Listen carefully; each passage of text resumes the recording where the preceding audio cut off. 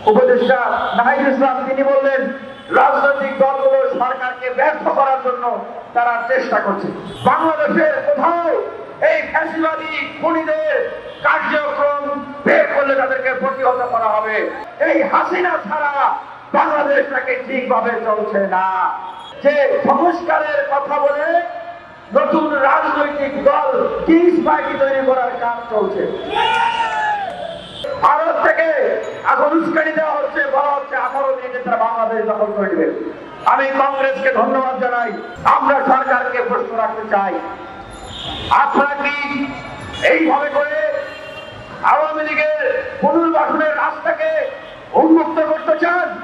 আপনারা আওয়ামী লীগ এবং তাদের দোসরদের রাজনৈতিক অপতৎপরতা থেকে নিষিদ্ধ করুন। আমরা বারবার বলে আসছি, আপনারা আওয়ামী লীগ এবং তাদের দোসরদের রাজনৈতিক অপতৎপরতা থেকে নিষিদ্ধ করুন।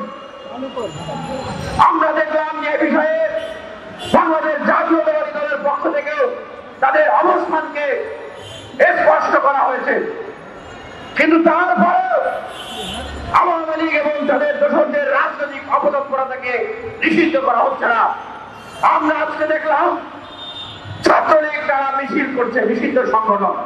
আমরা সরকারকে প্রশ্ন রাখতে চাই, আপনারা কি এইভাবে করে আওয়ামী লীগের পুনর্বাসনের রাস্তাকে উন্মুক্ত করতে চান?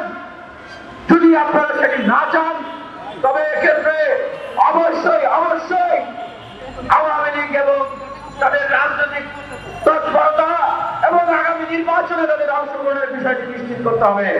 বাংলাদেশের কোথাও এই ফ্যাসিবাদী খুনিদের কার্যক্রম বের করলে তাদেরকে প্রতিহত করা হবে। কারণ তাদের পক্ষ থেকে আমরা কোন ধরনের অনুশোচনা শুনি নাই, তাদের কোন সংস্কারের কথা শুনি নাই, ক্ষমা চাওয়ার কথা শুনি নাই, বরং শুনেছি এই খুনি হাসিনাকে তারা আবার ফিরিয়ে আনতে চায়।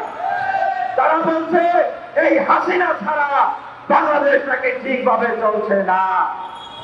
পাশাপাশি বলতে চাই যে ভারত থেকে এখন উস্কানি দেওয়া হচ্ছে, বলা হচ্ছে 18 দিনে তারা বাংলাদেশ দখল করে নেবে। আমি কংগ্রেসকে ধন্যবাদ জানাই, তারা বিজেপির উগ্রবাদীদের এই সমস্ত বক্তব্য এবং কার্যক্রমের নিন্দা জানাচ্ছে।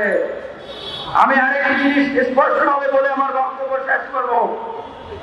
এখন একটি অস্বস্তিকর পরিবেশ তৈরি হয়েছে।